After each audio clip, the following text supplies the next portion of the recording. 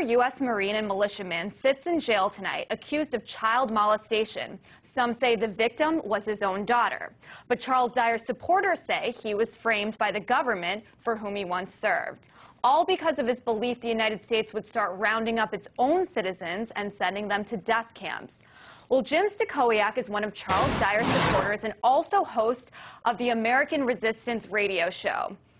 Now, Jim, Charles was one of the leaders of the militia movement here in the United States. Why do you think he was locked up?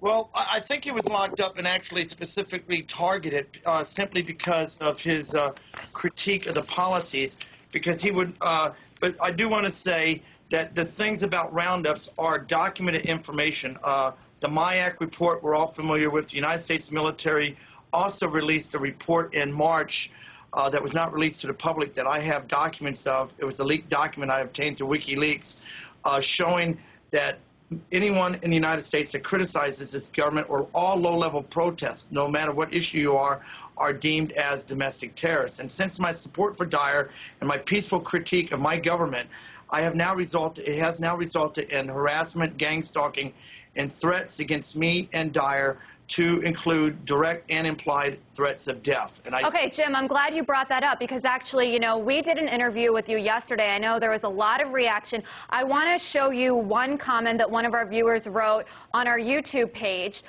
Take a look. It says, "I am a former Marine, and many in the military and vets as well as law enforcement recognize what is taking place. The troops understand what the government is doing. I assure you that our military has more in common, as much to lose as the citizenry, it protects, and it will protect against this corrupt government." What do you make of that, Jim? I think the guy is a total blank clown, and I know who you're talking about. I believe his name is possibly Mark Glenn, or he goes by the YouTube channel Sons of Liberty 1765. That's also posted personal information as a means of intimidation. If our military, and I'm not going to say there isn't fine men and women in the United States military, but the military establishment has now served as the corporate strong arm of a corrupt imperialistic government with our occupation of Iraq and Afghanistan. Here's what my position on that is.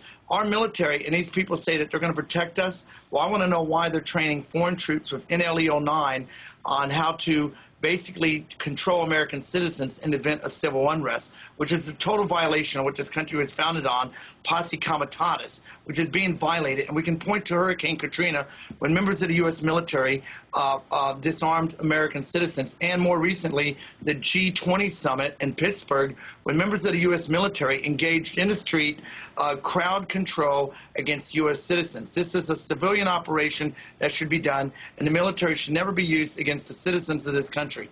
And Jim, I know that you're part of a movement along with Charles Dyer that's upset at the direction that this country is heading, and you believe that the government is attacking many of your basic freedoms. Can you just explain a little bit of that to me, please? Oh, sure. We can start with the Patriot Act that was initiated under George Bush, which was expanded under Barack Hussein Obama. And we can also look at the FISA Amendment, 6304, the Telecom Immunity Act. We can also look at the abuses of our government more recently, which I have a blog listed that came out on mainstream news on how the FBI was engaged from 03 to 06 in illegally obtaining phone transcripts and records of American citizens without going through the proper legal channels. More recently, over the holidays on January 5th, young 22-year-old student, University of Michigan student, female, was on her way home, and a TSA employee really screwed up her mind by saying, "Where did you get this?" A little bag of cocaine. Broke her down emotionally in the airport. It's a clear fact that this government is provoking the American people.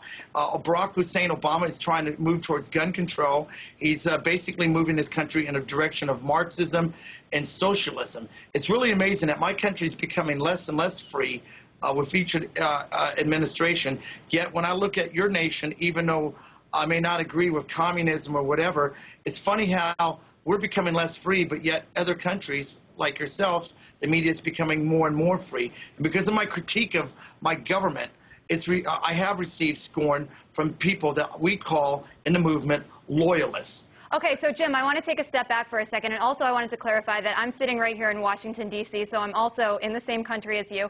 But what is the goal, then, of the militia movement? You know, some of your critics are saying that you guys are planning a hostile takeover of the American government. Is that true?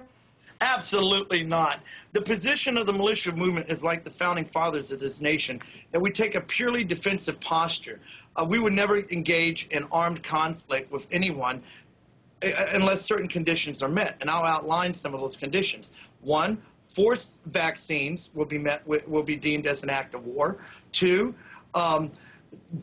mandatory disarmament of American citizens en masse across this country, law-abiding citizens, and or detention because, say, Obamacare.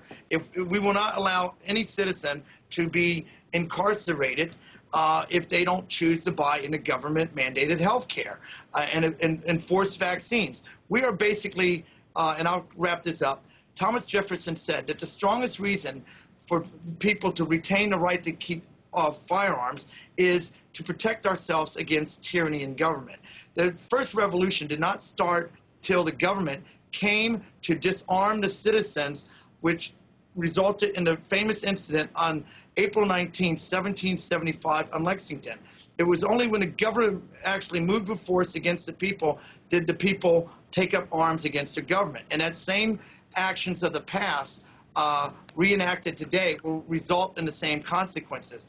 We believe in exhausting all political means, which we still have the means of political redress. Okay, Jim, I want to ask you one more question because we're running out of time. You say that you're not planning a hostile takeover of the American government, but, you know, some of our viewers also pointed out your gun and your camouflage, and they said, you know, obviously there's growing dissatisfaction with the American government. Why not exercise your right to vote in the next election to turn things around? What's the need with the gun and the camouflage? And I want to point to the other viewer comment that we have prepared for you guys. It says, Stachowiak, this was based on yesterday's interview again, Stachowiak has his machine gun and banner behind himself, just like those Islamo-Nazis have in al-Qaeda videos. Terrorists of a feather flock together. What do you have to say about that, Jim? It's really funny, because if I was truly a terrorist, I wouldn't even be doing a radio show. I wouldn't be making my face public. I'll show you this firearm right now. This is a Russian semi-automatic Kalashnikov. This is right here, for the viewers that want to see, this is a Daewoo DR200. If you look right here, it only has two positions, safe and semi, okay? This is a semi-automatic weapon. Now, is why this is very important, this next statement. Freedom and liberty can only exist when the people do not fear the government. When the government fears the people, you have freedom. But when the people fear the government, you have tyranny. Our firearms are, again, are a final option to protect us against tyranny, dictatorship, and a despotic regime. We're not there yet. But the right of people to have firearms was not put there. Our unalienable God-given right was not put in the Bill of Rights for us to hunt or defend our homes. It was put there because our founding fathers saw the day that we may have to take up arms. And yes, taking up arms is as a last resort. I do advocate armed resistance to forced vaccines openly, and I'll go on the record for that. And I'm saying forced vaccines or disarmament. If you rob a bank, yes, you should be arrested and put in jail and disarmed. But if I'm sitting here and I'm not breaking laws, I have not made any direct threats, as some have made against me, that are criticizing me, I have my firearm to protect me, and I will use it to defend myself from being disarmed illegally. Our Second Amendment, again, is what has kept America free from foreign invasion, and it's also kept us free for going on 235 years. All right, Jim, I want to thank you. Those are some pretty powerful words. And you know what? Your interview yesterday got around 2,500 hits on our website. So it sounds like a lot of people are interested in what you have to say. I want to thank you again for coming on today.